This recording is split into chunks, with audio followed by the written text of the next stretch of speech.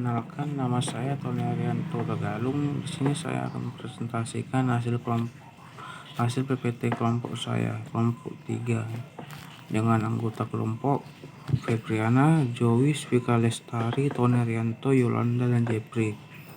Ketentuan UUD NRI tahun 1945 dalam kehidupan berbangsa dan bernegara.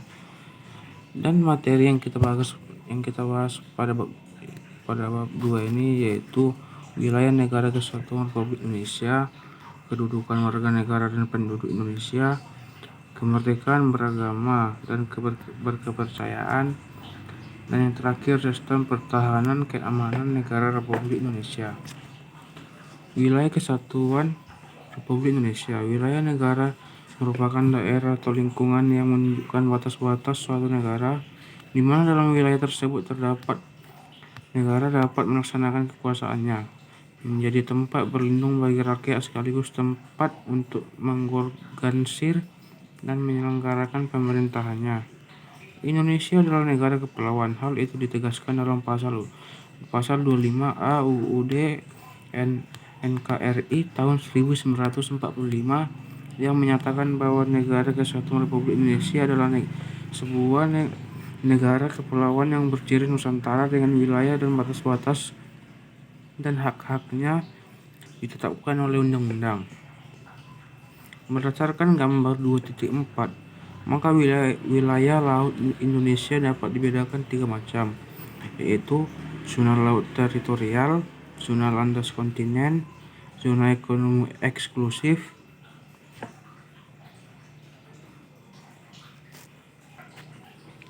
yang kedua, batas wilayah negara kesatuan Republik Indonesia. Setiap wilayah pasti ada batasnya. Wilayah lainnya seperti desa, kecamatan, kabupaten, dan lainnya.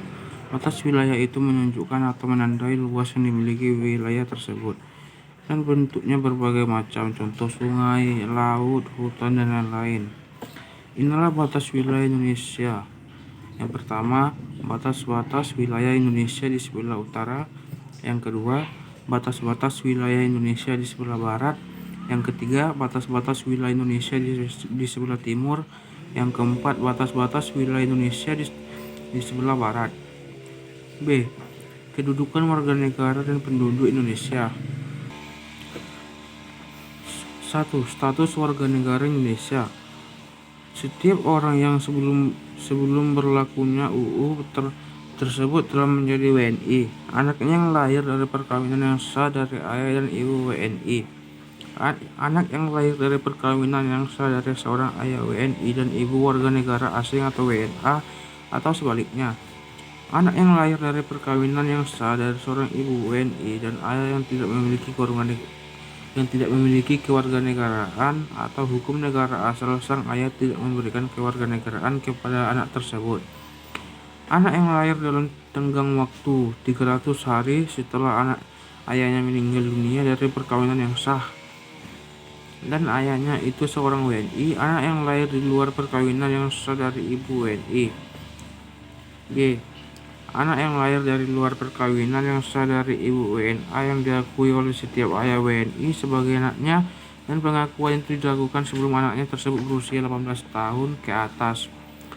Anaknya yang lahir di wilayah negara Republik Indonesia yang ada pada waktu lahir tidak jelas status kewarganegaraan ayah. Anak yang baru lahir yang ditemukan di wilayah negara Republik Indonesia selama ayah dan ibunya ditemui. Anak yang lahir di wilayah negara Republik Indonesia apabila ayah dan ibunya tidak memiliki kewarganegaraan. Anak yang dilahirkan di luar wilayah Republik Indonesia dari ayah dan ibu WNI yang karena ketentuan dari negara tempat anak tersebut dilahirkan memberikan kewarganegaraan kepada anak yang bersangkutan. Anak dari seorang ayah atau ibu yang telah dikabulkan permohonan kewarganegaraannya, kemudian ayah atau ibunya meninggal dunia sebelum mengucapkan sumpah atau menyatakan janji setia. Bermacam-macam status warga Indonesia. 1. Warga negara ialah orang-orang berbangsa Indonesia asli dan orang-orang bangsa lain yang disahkan dengan undang-undang sebagai warga negara. Yang kedua, Penduduk ialah warga negara Indonesia dan orang asing yang bertempat tinggal di Indonesia. Hal-hal mengenai warga negara dan penduduk diatur dalam undang-undang. Pada umumnya, asas dalam menentukan kewarganegaraan dibedakan menjadi dua, yakni sebagai berikut: asas ius sanguinis atau asas keturunan, yaitu kewarganegaraan seseorang ditentukan berdasarkan pada keturunan orang yang bersangkutan. Yang kedua, asas ius soli atau asas kedaerahan atau tempat kelahiran, yaitu kewarganegaraan seorang ditentukan berdasarkan tempat kelahirannya. Adapun perbedaan dalam menentukan kewarganegaraan di beberapa negara, baik yang menetapkan asas ius soli maupun ius sanguinis, dapat menimbulkan dua kemungkinan status kewarganegaraan sebagai penduduk, yakni apartheid, yaitu adanya seorang penduduk yang sama sekali tidak mempunyai kewarganegaraan. Bipartheid, yaitu adanya seorang penduduk yang mempunyai macam-macam kewarganegaraan sekaligus kewarganegaraannya rangkap. Penentuan status kewarganegaraan. 1. Stelsel aktif, artinya seseorang harus melakukan tindakan hukum tertentu secara aktif untuk menjadi warga negara. 2. Stelsel pasif, yaitu seseorang dengan sendirinya dianggap menjadi warga negara tanpa melakukan suatu tindakan hukum tertentu atau naturalisasi istimewa. Asas kewarganegaraan Indonesia. 1. Asas ius sanguinis, yaitu asas yang menentukan kewarganegaraan seseorang berdasarkan keturunan, bukan berdasarkan tempat lahir. Asas ius soli secara terbatas, yaitu asas yang menentukan kewarganegaraan seseorang berdasarkan negara tempat lahir, yang dibedakan terjadi terbatas bagi anak-anak sesuai dengan ketentuan yang diatur undang-undang. Asas kewarganegaraan tunggal, yaitu asas yang menentukan satu kewarganegaraan bagi setiap orang. Yang keempat, asas kewarganegaraan ganda terbatas, yaitu asas yang menentukan kewarganegaraan ganda bagi anak-anak sesuai dengan ketentuan yang diatur dalam undang-undang. Syarat-syarat menjadi warga negara Indonesia: berusia 18 tahun atau sudah kawin, pada waktu mengajukan permohonan sudah bertempat tinggal di wilayah Republik Indonesia, paling singkat 10 tahun, sehat jasmani dan rohaninya, dapat berbahasa Indonesia, tidak pernah dijatuhi pidana karena melakukan tindakan pidana yang dengan ancaman pidana penjara 1 tahun lebih. Jika dengan memperoleh kewarganegaraan Republik Indonesia tidak menjadi kewarganegaraan ganda, mempunyai pekerjaan atau berpenghasilan tetap, membayar uang kewarganegaraan ke kas negara. Penyebab hilangnya kewarganegaraan Indonesia: yang pertama, memperoleh kewarganegaraan lain atas kemauannya diri sendiri. Yang kedua, tidak menolak atau tidak melepaskan kewarganegaraan lain. Yang ketiga, dinyatakan hilang kewarganegaraannya oleh presiden. Yang keempat, masuk ke dalam dinas tentara asing tanpa disertai izin dari presiden. Yang kelima, masuk dalam dinas negara asing atas kemauan diri sendiri, yang mana jabatan dalam dinas tersebut di Indonesia hanya dapat dijabat oleh warga negara. Yang C, kemerdekaan beragama dan berkepercayaan di Indonesia. Pengertian kemerdekaan beragama dan berkepercayaan. Kemerdekaan beragama dan berkepercayaan muncul dikarenakan secara prinsip tidak ada tuntunan dalam agama apapun yang mengandung paksaan agar penganutnya memaksa agamanya kepada orang lain, terutama terhadap orang yang telah menganut salah satu agama lain. Landasan hukum kemerdekaan beragama di Indonesia.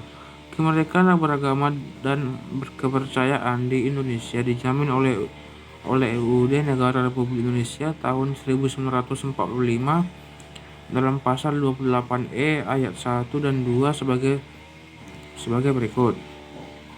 Setiap orang bebas memeluk agama dan beribadah menurut agamanya, memiliki pendidikan dan pengajaran, memiliki pekerjaan, memiliki memilih kewarganegaraan, memilih tempat tinggal di wilayah negara dan meninggalkannya, serta berhak kembali. 2. Setiap orang berhak atas kebebasan meyakini kepercayaan, menyatakan pikiran dan sikap sesuai dengan hati nuraninya. Bentuk-bentuk kerukunan beragama. 1. Kerukunan internal umat beragama. 2. Kerukunan antar umat beragama. 3. Serta kerukunan antar umat beragama dengan pemerintah. Dan kita masuk yang terakhir, yaitu sistem pertahanan dan keamanan negara Republik Indonesia. Mengingat begitu besar pengorbanan pahlawan, sudah seharusnya kita mempertahankan kemerdekaan dengan berbagai cara. Para pendiri negara melalui sidang BPUPKI telah mencantumkan upaya mempertahankan kemerdekaan ke dalam UUD 1945 bab tentang pertahanan negara, pasal 30. Sistem pertahanan dan keamanan yang bersifat semesta merupakan pilihan yang paling tepat bagi pertahanan Indonesia yang meliputi seluruh rakyat Indonesia. Sistem pertahanan dan keamanan negara yang bersifat semesta bercirikan sebagai berikut. 1. Kerakyatan, yaitu orientasi keamanan negara yang diabdikan untuk rakyat. 2. Kesemestaan, sumber daya nasional digunakan bagi upaya pertahanan. 3. Kewilayahan, yaitu gelar kekuatan pertahanan dilakukan secara menyebar di seluruh wilayah negara kesatuan Republik Indonesia sesuatu dengan kondisi geografis sebagai negara kepulauan dan posisi wilayah Indonesia diapit oleh 2 benua dan 2 samudra. 2. Kesadaran bela negara dalam konteks sistem pertahanan dan keamanan negara. Para pahlawan bangsa rela berkorban dan bertumpah darah ketika berperang melawan penjajah demi untuk mempertahankan wilayah kesatuan Republik Indonesia NKRI. Mereka mempunyai motivasi yang sangat tinggi untuk mempertahankan kemerdekaan Indonesia yang telah diraih. Oleh karena itu, kita harus menghargai jasa para pahlawan kita dan juga harus memiliki rasa rela berkorban untuk mempertahankan negara, memiliki kesadaran bela negara, dan memiliki rasa nasionalisme yang tinggi terhadap negara yang merupakan tempat tinggalnya baik secara langsung maupun tidak langsung. Pasal 27 ayat 3 Undang-Undang Dasar Negara Republik Indonesia tahun 1945 menyatakan bahwa setiap warga negara berhak dan wajib ikut serta dalam upaya pembelaan negara. Ikut serta dalam kegiatan bela negara diwujudkan dengan berpartisipasi dalam kegiatan penyelenggaraan pertahanan dan keamanan negara,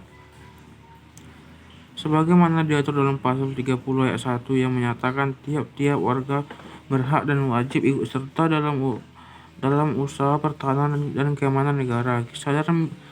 Kesadaran bela negara pada hakikatnya merupakan kerelaan berbakti pada negara dan berkorban demi membela negara. Dan adapun contohnya dalam perwujudan bela negara dapat dilakukan dengan cara berikut. 1. Ikut serta mengamankan lingkungan sekitar. 2. Ikut serta membantu korban bencana alam. 3. Belajar dengan tekun. 4. Mengikuti ekskul seperti Paskibra, PMR, dan Pramuka. Yang kelima, pelatihan dasar kemiliteran secara wajib.